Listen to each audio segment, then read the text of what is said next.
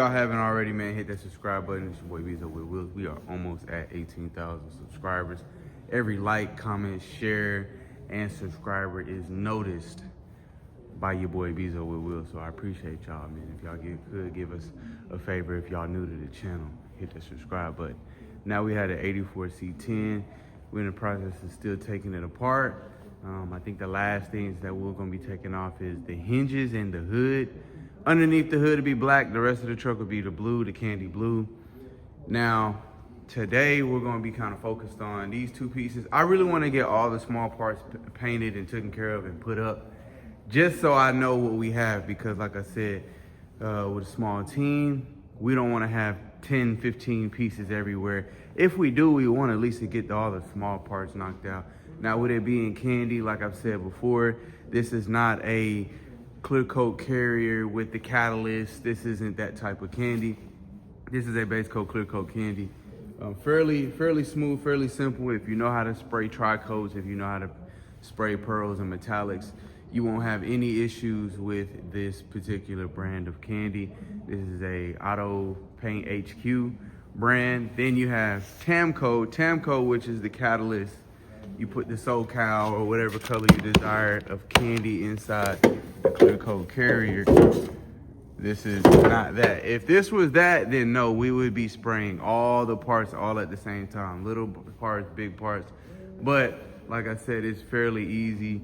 You're able to spray one piece and then another piece a month later and they still look damn near identical. So as long as you watch your air pressure, your speed, what type of reducer are you using, make sure your environment is, is pretty decent to spray in, and as well as, the whole nine, distance, all of that. So now today, like I said, we're gonna be spraying the motor cover and this fuel tank right here. Now he had it customized to where it looked like it was a fuel tank in the back. The old one is put up, but the old one used to sit right here. As you can see, the hoses, it would sit right here. It was black, but we're going to actually two-tone that one. Well, it's going to be two-tone. We're not going to two-tone. We're going to spray everything blue except for all this chrome up top. It didn't come out exactly how he wanted it to be. He was hoping for it to either be all chrome or at least partially chrome, a little more than that, but that's not the case. So we're going to spray everything down blue, and then this top handle part to be chrome. So we'll match that up really good. Now, with this being pure metal, typically I like to start off with something really rough. Now we're going to clean our edges because this was recently cut and they did a damn good job on it. So we're going to get those edges to be smoother. So we'll take our angle grinder and just lightly glide over it with some 80 grit. We don't need nothing any less than that. And we'll get it to where, it's rounded. We won't cut our fingers or anything like that. And then looks a little bit smoother. So that'll be blue. We'll get that done today. But before we actually move on, I do want to kind of briefly go over some techniques when it comes to painting and bodywork. I still get new viewers that are interested in learning, so I don't mind catering to them just a little bit. So if you guys already know what you're doing, bear with me. When it comes to painting, anybody can pick up a paint gun. Anybody can pick up a paint gun. I feel like one of my oldest kids to come in and spray some shit up and really impress me. It's the preparation to paint. Not everybody can do body work. Not everybody knows what feather edging is. Not everybody knows the difference between the transitioning of the feather edge process, like the transition from the Bondo to the bare metal, or the Bondo to the paint to the bare metal. You don't want to feel anything. Most of the time when you go to a auto body and collision course, or you're going to a job, you're going to Gerber, Collision Works, you're going to Carvana, CarMax, you're going to any type of facility to go paint, 9 times out of 10, they're going to start you off as a prepper. You have to learn how to prep first.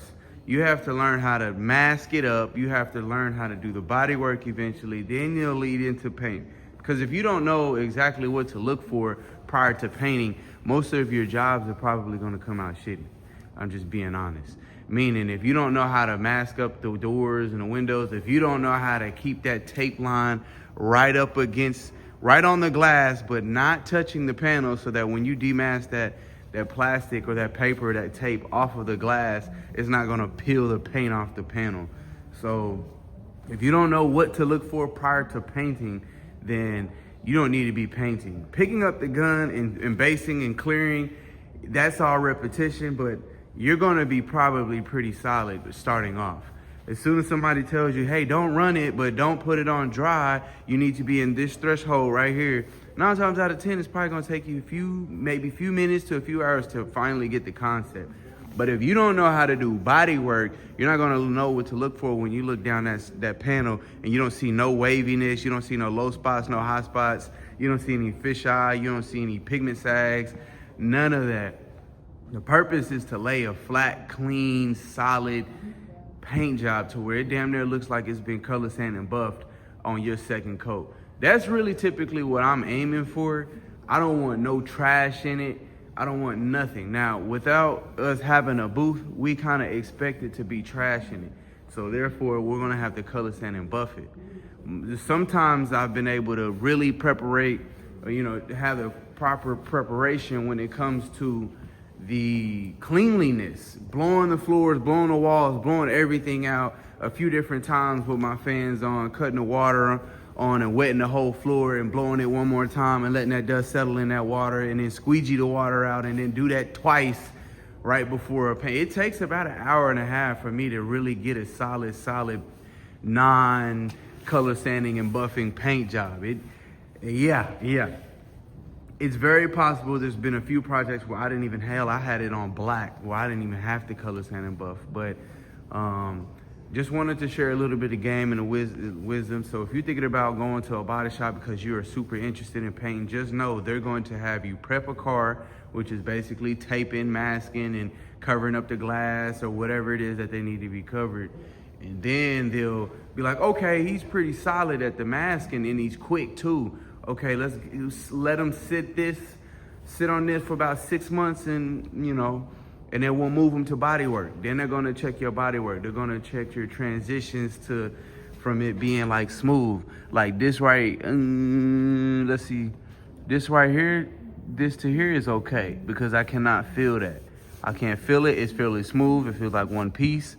But this right here, you could just see it. No, that's a no-go. This right here, see how hard, how instant it is from the Bondo straight to the panel? That's a no-go. So if I prime and paint over that, I could probably get away with some primer, but we're not worried about cheating right now. You can't cheat right now. You need to learn it and understand it. Cheating by meaning if I hit this about 4, 5, 6 times with a lot of with a lot of primer, it'll eventually cover and feather edge out and block out. It'll eventually cover, but we don't want to take any chances. We're not doing that. So we're going to continue to block that out until this little hard lip right here, that transition lip, is as smooth as this one right here, butter. You want that, and that's not even as smooth as I'm going to have it. It's just, that is 80 grit. I'll typically go all the way up to about 180 and then I'll prime it. I want that primer to stick on there really good. Some people prime over 80, some people prime over 100 grit or whatever the case is, but I like to have it at 180. This right here, I hit this with 36 grit. 36 grit, you want, typically most of the time, a lot of people don't start off with 36 grit. 36 grit is typically what you want to start off with when you are pounding it with some mud. When you have a lot of mud on there, which this isn't, in this case, it's not. It looks like a lot, but it's not. A lot of mud is when it's like a bunch of mils added up. So on this side, we're learning before we painting, so hold on. So this side, if hypothetically, if I took like you see this big gash right here, it hasn't been pulled yet. If I pound it with some Bondo, that's a lot of Bondo. This right here, if I wipe this whole area, that's not a lot of Bondo because this is not it's not even really a low spot. So, of course, we'll knock down the nipples. Get your mind out of the gutter. Stay focused, guys, stay focused. we'll knock these nipples down because of our stud gun. We used our stud gun to pull. Let's go look at the stud gun. We use that to pull these dents out, and now those nipples are still there. So, and I like nipples, but look, let me correct that. I like my wife's nipples. Sorry, guys. Anyway, so yeah, that's what these are right here. So we'll knock those down. They normally have a punch tool where you can tap them down. That way it pushes this area back in.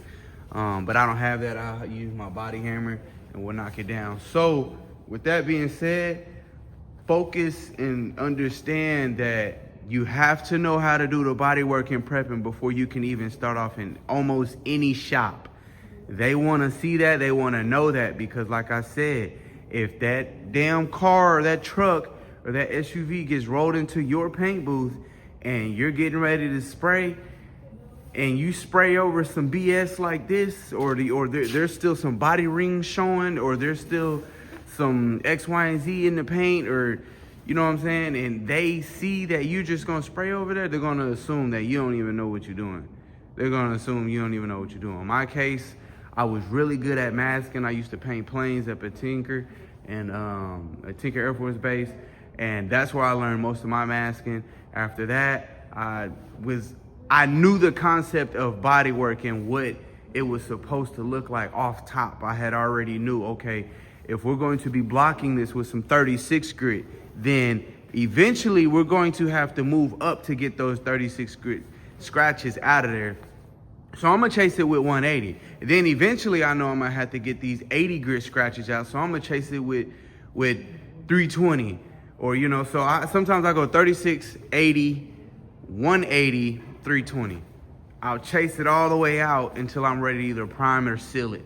And then when you stop at 180, we'll go ahead and we'll take this up to 180, and then we'll prime it. Prime it real heavy, 2-3 coats, let it sit, block it out. Block it out with some, you can hit it with some 220 or some 320. Sometimes I even prime it one more time just to secure it. And then I'll chase the 320 to the 600, and then it's ready for paint. It's ready for paint. So you don't want to see any scratches in it at all, to be honest. Right before you get ready to paint, you damn near want to see nothing. You don't even want to see no pigtails. You don't want to see no swirls. You don't want to see nothing. Some people go to 800 grit and it's butter, is smooth. By the time you lay that base coat on there, it's laying down flat, clean. You don't see any previous scratches like this. So remember, anytime you're doing body work, you're chasing the scratches out. You're covering up the dent. You really want to pull the dent as much as you can first. If you don't have no stud gun, then yeah, you can put a pound of Bondo on there, to each his own. So yeah, pull it out as much as you can, then you'll wipe it, block it as flat as you can get it. Once you don't feel that transition from that, like this is still low. The dent was right here, there was a dent right here, there was like a nickel-sized dent, there was like a quarter-sized dent. When you have a quarter-sized dent, 9 times out of 10, it's a $50 size dent, or typically about 2 inches wider than the actual dent itself. So this area right here, this got hit. As we can see, it only got hit, but all of this got pushed in. This got hit so hard, it stretched all of this. So we're not just gonna cover this dent up, because by the time you rub your hand all the way down, you can feel it start getting lower, and then it gets really low right here. Then it kind of goes up, up, up, up, then it's normal. So anywhere, if you have one little hail dent right up on the roof, it's about 3 times the size of that is what you need to be wiping it. So be very mindful of that. Now, we're gonna go ahead and jump into the paint game. Now, we got my guns over there, we got our paint, we got our clears. Now, if there's anything that you guys might need assistance on when it comes to the bodywork, let me know, man. Like I said, let it know in the comment, like, hey man, which way do you block? How do you block it? I do X patterns, probably about 15 to 20 strokes in one way, diagonal, and then another 15 another way, diagonal. I'll check it out, I'll feel it. Typically, close your eyes when you are rubbing on the I wonder if I got kids watching my channel. Close your eyes and feel for it, man. It's like a woman, man. Close your eyes and feel for it. You gotta find it. You gotta find it. Don't look at it. Don't look at it. That's cheating. Now, okay, when you starting off, yeah, you're gonna have to look at it because you're a beginner. But the goal is to literally do the body work, feel confident in it, close your eyes, and not be able to find where the hell you was working on that panel at. That's the goal. That is the goal. So once you get it like that, it's over with. Now, when you get the full-fledged the combination, when you understand it, then the finessing comes. Finessing. What do you mean, Bezo? What are you talking about, finessing? This right here, okay, hypothetically, this was damn near right on, but I felt like a little something and just couldn't pinpoint what it is. Like I don't know if it's high or low. It's damn near perfect. Prime the shit out of it. Hit about 5-6 coats of primer. Let it dry, block it out. I promise you it's coming out. That's the game. But you have to understand the essence of how to truly do body work like if you did not even have primer. Once you do that, it's over with. So my goal is to get these areas so smooth, flat, even, flushed, feather edged, that if I damn near wanted to paint it right on top of the Bondo, which we're not, that causes corrosion and moisture in the paint and clear and all that shit. So we're not doing it. But that's the goal. That is why I charge hourly. That is why my jobs are a little bit more expensive than the rest. And we're still upgrading on quality and speed of service. So anyways, it's time to get to it. I didn't talk y'all's ear off. Let's dive into it. Let's get it.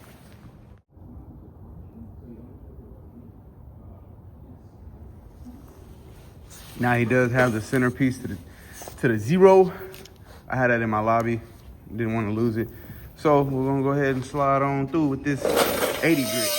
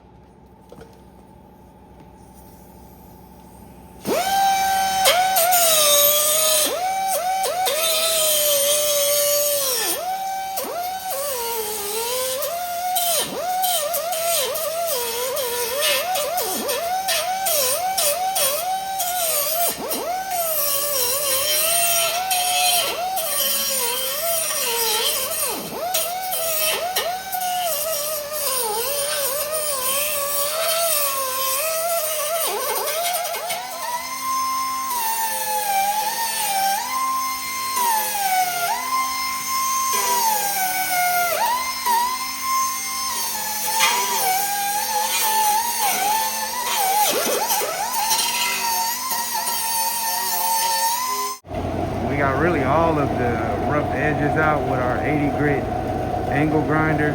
Now we're going to be chasing those scratches out with 150 grit. I'm going to lock in at 150 grit, and then we'll put the DTM primer on there, direct to metal primer that keeps the corrosion and rust from occurring. And then shit, it's ready for paint.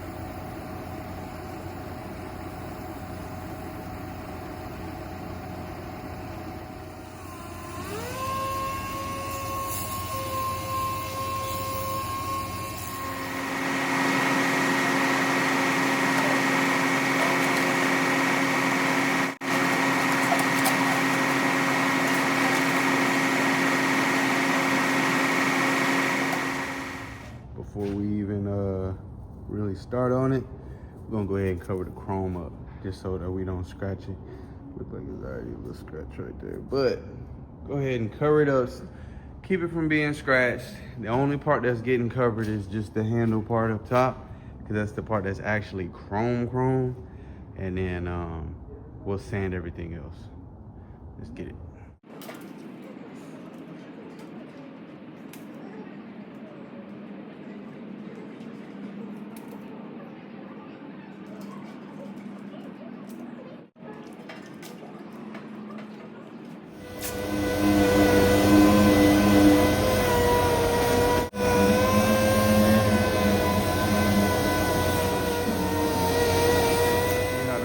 Is it's not touching the panel, but it's covering up the chrome.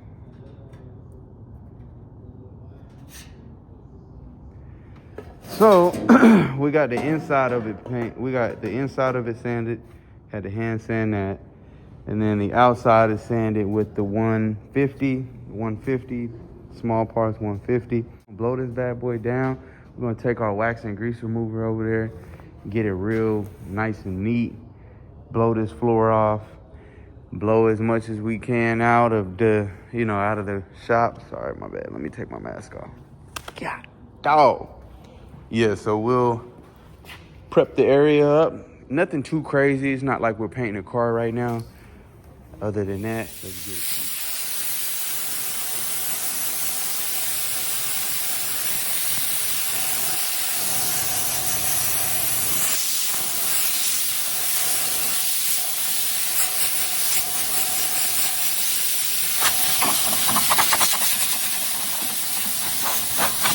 Guys, let's roll with it. Got the DB1 developments. This is a clear coat gun, but I love to seal and base and clear and prime with this gun. This is my go-to gun. We're not going to hit it super heavy because, like I said, I don't have a boost. I don't have climate control like that, so I have to paint a little bit different than the normal or the average person that would be painting in a boost. So to prevent like separation in the paint, I will kind of do light coats. I'll do it really light. I did a super light coat without you guys. What is going on? Okay, we'll let that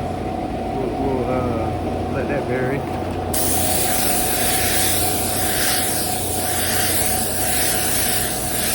So what I'm doing is just keeping it from reacting. I don't want no separation. If you paint it before, you painted something and then it try to separate on you.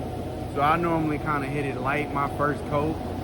This is considered pretty much one coat for me. I don't like how that's spraying.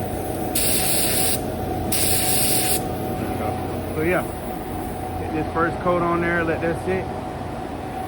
This is black sealer, so hit it with the black sealer, and then we will base it with the black paint.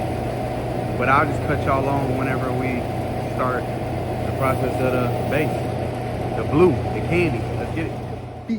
Oh yeah, the donk. What am I thinking? This ain't no damn donk. 67 Cadillac. The bodywork. Don't worry, guys. That's still in motion. It got primed. We're gonna fill some spots in, then we're gonna prime it one more time. So y'all stay tuned. It's in the mix. The bodywork getting done on both sides. So yeah. Anyways, let's back to it. I had to go. What did I do? I had to go home, swap cars with my wife, and then I'm back. And it's actually 8 in the morning. I get here sometimes at 4 a.m. And and I work. This has been sealed. It's pretty smooth. Okay, all right. Woo. Time for some candy. My bad, that coffee got me geeking, boy. That coffee got me geeking. And I feel good because it's early. We still got 10 hours of, we got like 8 hours of the day and we're gonna still continue. So we're gonna paint them pieces right now, clean our area up, our prep station. We will be spraying with our JetX 5500, this beast, and this crazy. I manifested this.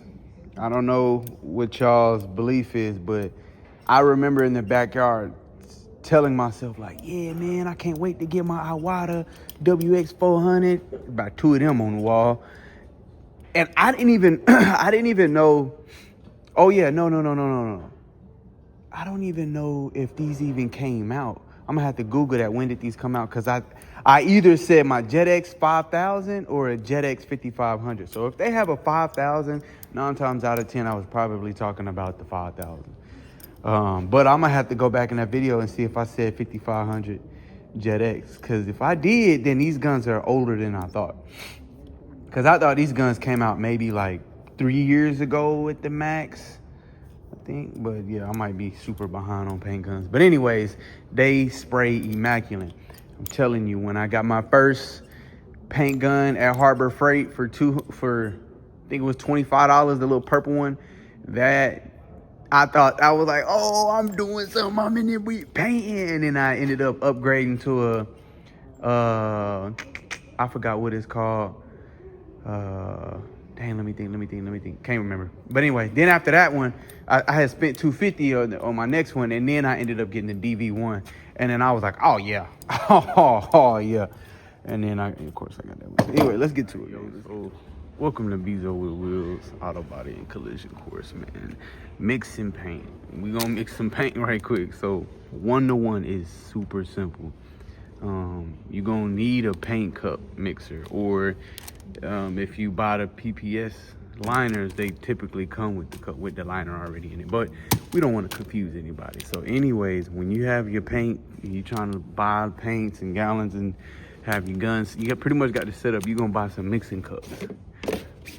If you deal with HQ, Auto Paint HQ, they'll give you mixing cups. If you don't have any, you have to go buy some at a local paint store. Look at the back of the can, it's gonna say 1-to-1. Sometimes it'll say 4-to-1, sometimes it'll say 2-to-1, sometimes it'll say something else. But if I can find a label. Okay, this thing don't got it on there. This one says 1-to-1. Got a little paint on there. But anyways, that says 1-to-1. And the first number is normally the product. So if it's 1-to-1 or 4-to-1, let's say 4-to-1. This right here is going to be 4-to-1. How do you know, Bezo? Just say it on the can. 4-to-1. Whatever the first number is, that's normally the product. What you mean product? So if you're painting, it's normally going to be the paint is the first number. If you're clearing, the clear coat is going to be the first number. If you're sealing, the sealer is going to be the first number. If you're priming, the primer is going to be the first number. In this case, it's 4-to-1. So that means you need to find the 4-to-1 column for the clear coat. 4-to-1, boom. If you need a couple ounces of paint, you pour, whatever number you pour to first is what you need to have the second number to. So we got the 4-to-1 column. So when I say 4-to-1, 2-to-1, 1-to-1, that's the column. The column. Let's go back to this. This is a 1-to-1 ratio. So we're going to be in a 1-to-1 column. This is the column, this is a column, that's a column. So anyway, I need at least, I did put too much, so bear with me. Too much. So I'm guessing that I'm going to need about 12 ounces of paint. So I know that by the time I put my last of the, not the paint, because the paint goes in first, the last of the reducer, I want to at least be lined up at the 12 ounces. About 10, or close to 12 ounces. So if I pour to the 3 on the first column, I need to pour to the 3 on the second column. Just like that. So we're gonna grab our urethane reducer, and then we'll pour it to the 3.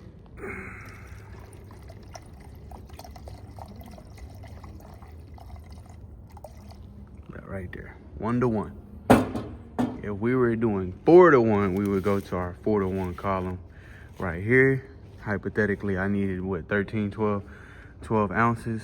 I would pour to, same thing. I'll probably start off at the 3 or the 4 on the first column. So I'll be pouring clear coat in first, and then I get the activator, and it'll go to the next 4. So you need to match it. I hope I don't feel like explaining anything right now. I'll probably find another video. I'm ready to paint. I'm ready to go throw some color on here. So yeah, I'll find another video on how to mix paint, how to set your gun up, how to do this, how to do that. So yeah, anyway, let's roll.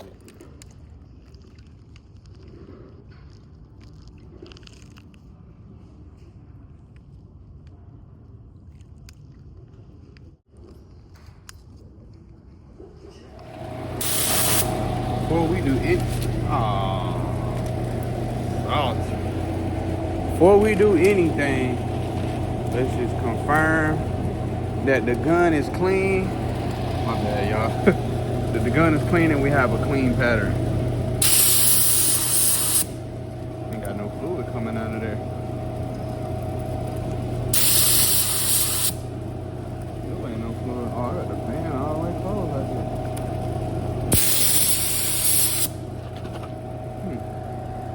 That ain't coming out nowhere near as like it should. Something's holding it back. Yep, time to go clean it. That's weird.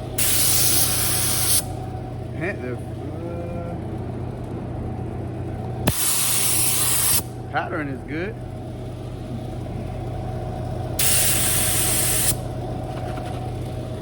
Like not. Let's just find out.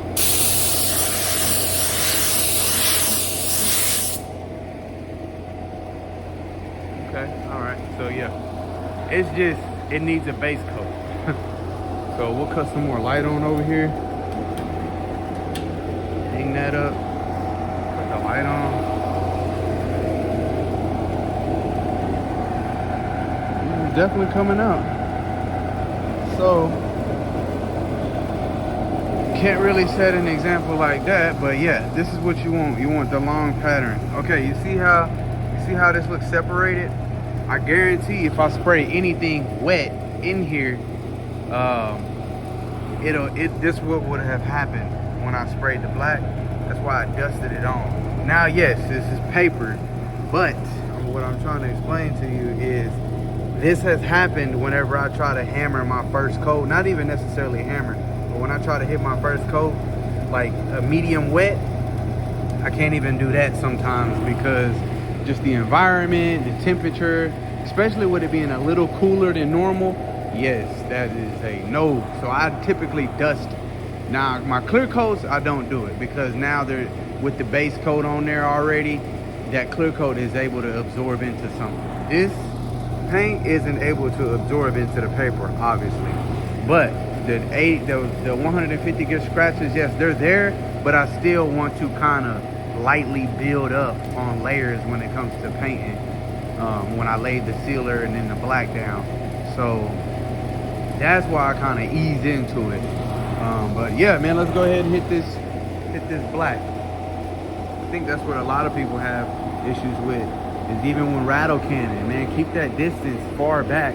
You just kind of missed your first coat on, just to give it something to bite to when you actually spray it on wet. All right.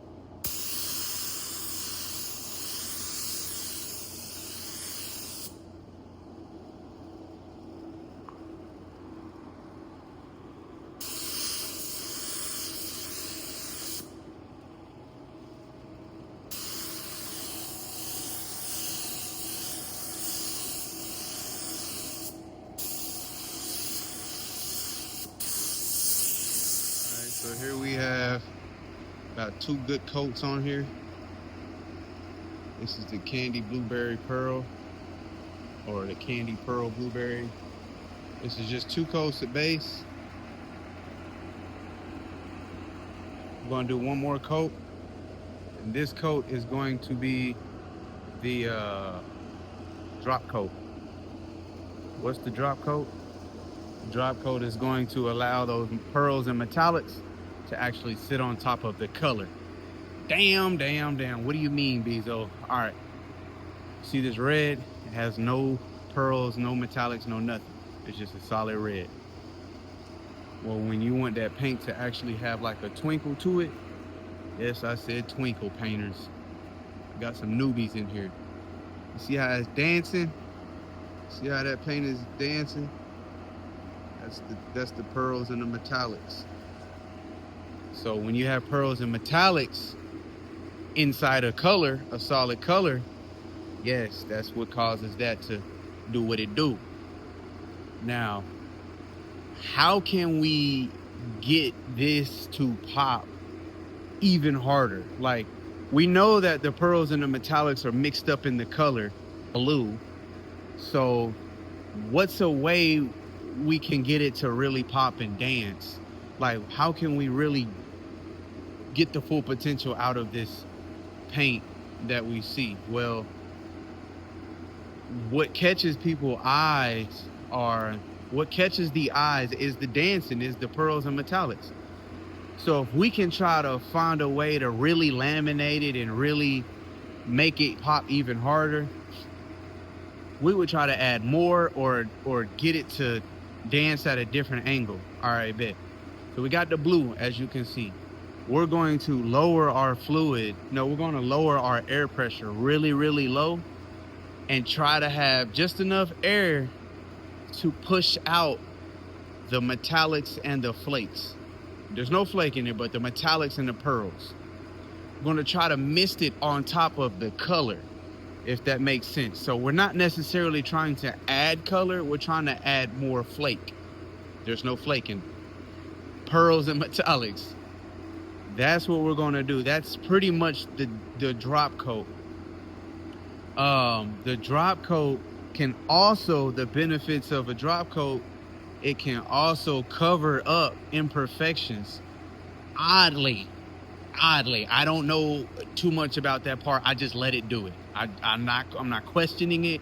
I'm talking about tiger stripes, blotchiness, hell, certain scratches. That drop coat can literally cover some shit up, and I'm not gonna dig into it. Like I said, I'm doing it because I want the pearls and the metallics to dance even harder. That's what we plan on doing over the truck as well. So, yes sir, that's what we'll be doing.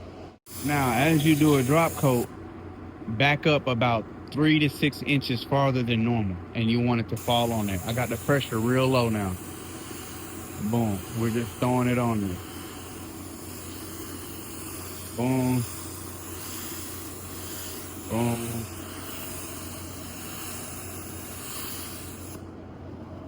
You can almost kind of see like a haze to it from just it being the pearls and metallics. Like I said, we're not necessarily trying to paint it. Here we go. Watch as I do it.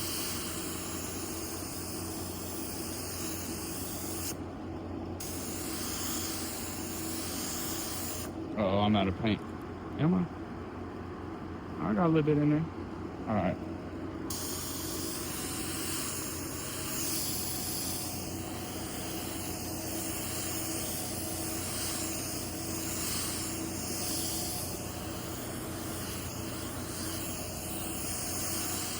You don't have to have an exact pattern when you do it either. Just throw that thing on there. Heck yeah. I think we're done, guys. Yes, sir. Okay. Biggest thing is you don't want to dry shoot it. This is almost a dry shot.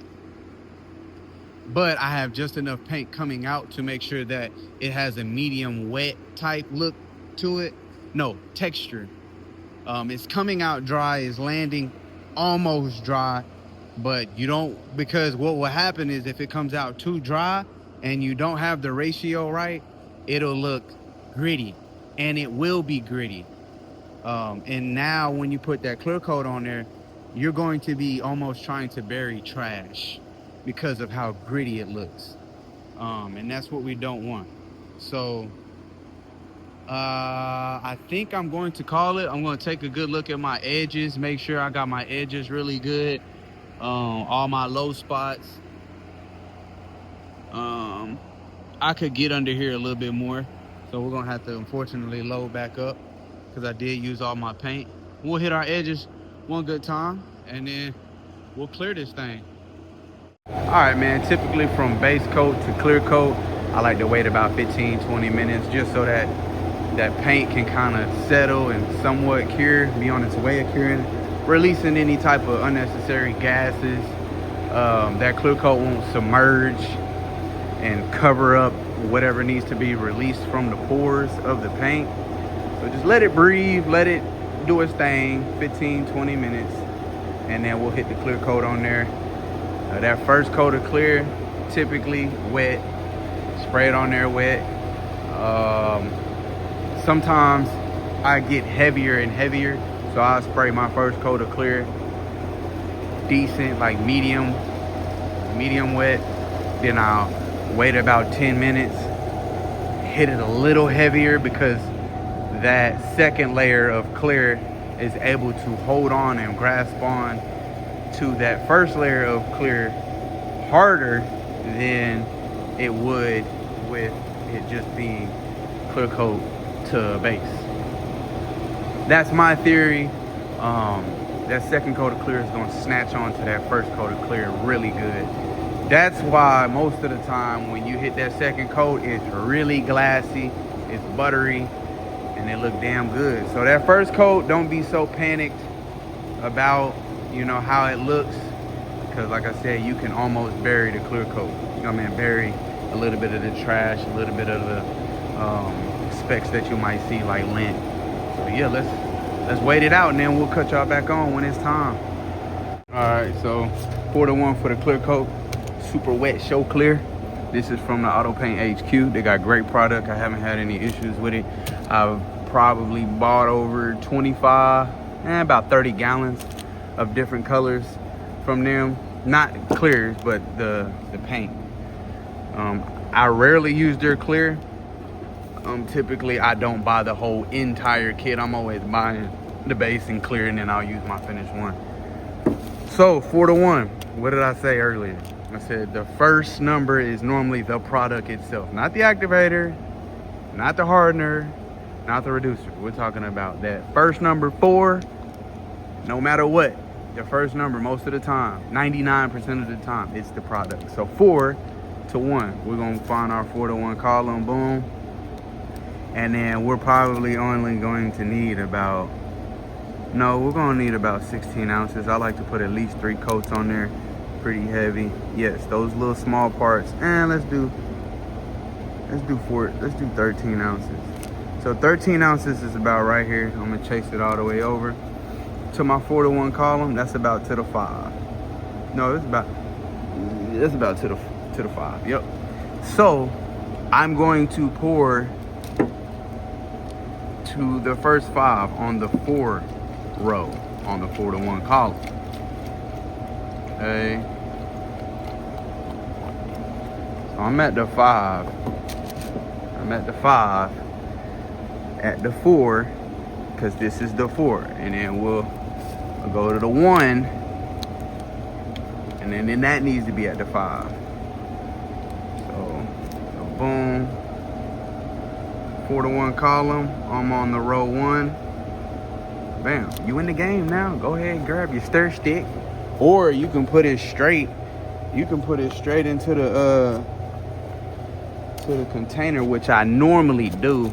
So I kind of stopped using the stir sticks unless I just feel like I really need it. Boom. And then Boom. Grab our line, our lid.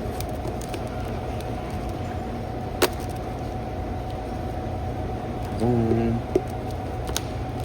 Make sure we're all good on there. Boy, you gotta make sure you all the way flushed, all the way around, because I done done it 100 times to where I didn't did that and lifted it in. I can't do this with one hand.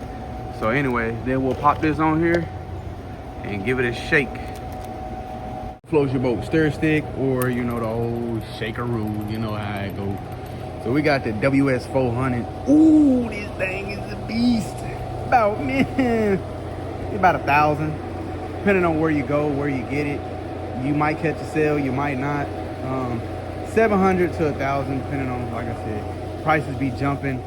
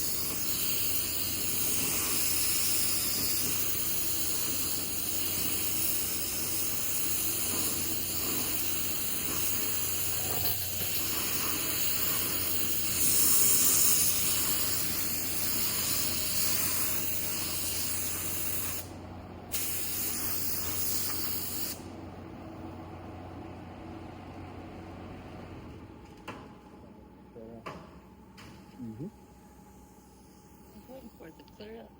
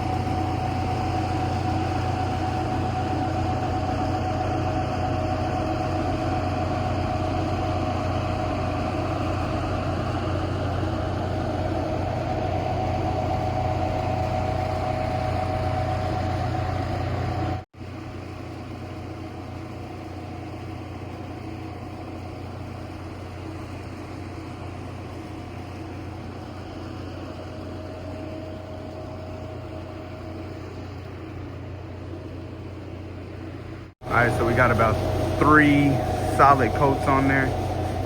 This is typically how flat you want it to be. Right in this area. So look down the sides. You don't see no runs. Got a little bit of trash. Nothing too crazy. This we won't color sand and buff, that we will. Just because it's flat, it's a lot flatter. Got a little bit of the nicks and nibs and lint. It's kind of expected without a booth. But yeah, man. Color's looking amazing on there. So, what we'll do is take these parts outside, let them sit in the sun, let them bake, let that clear coat shrink, harden up, Tell me what y'all think, man.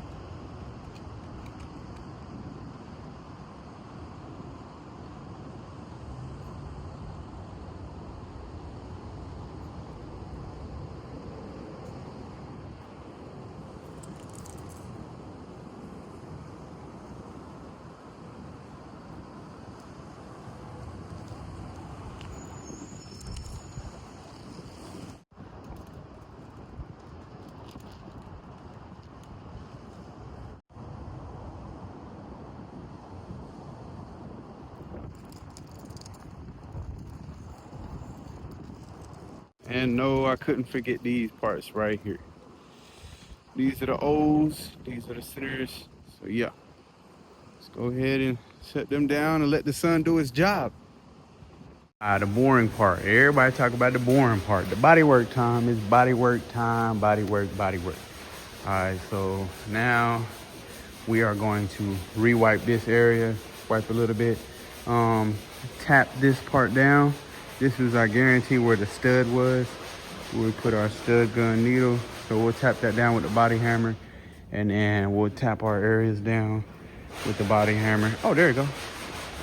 So this right here, I'm gonna give it a little tap.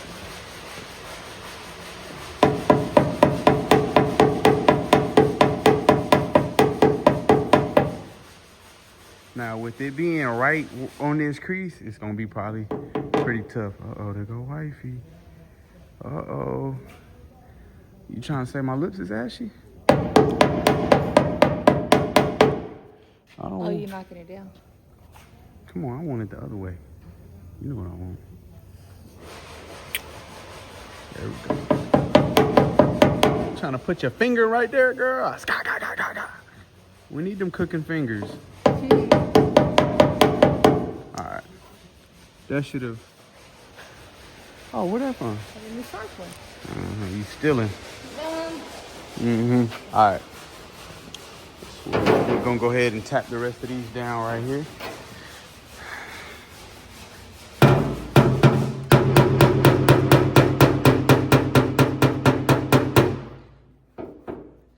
You'd be surprised. I'm hitting it pretty hard and consistent. But this that true metal. This that real metal.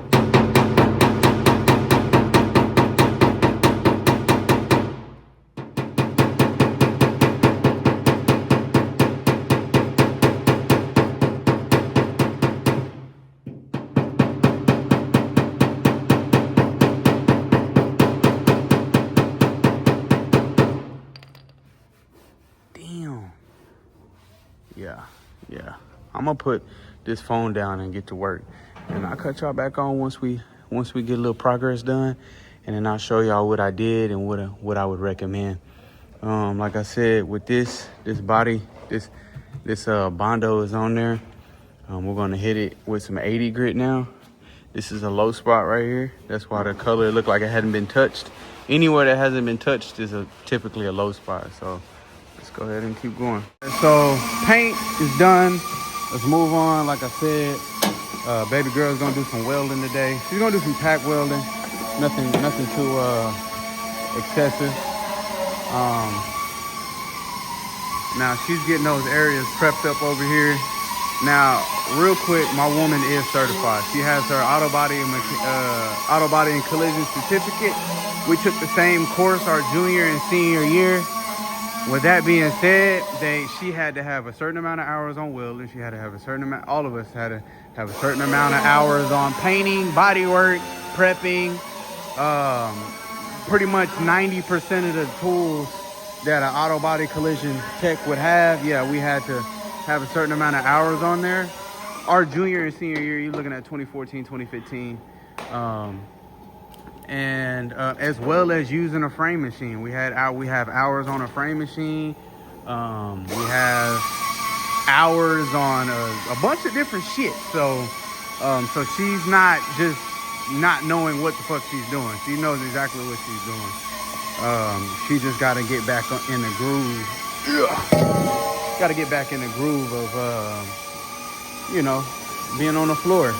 She's been doing a lot of paperwork. She's been doing a lot of networking for me, taking care of the kids, of course.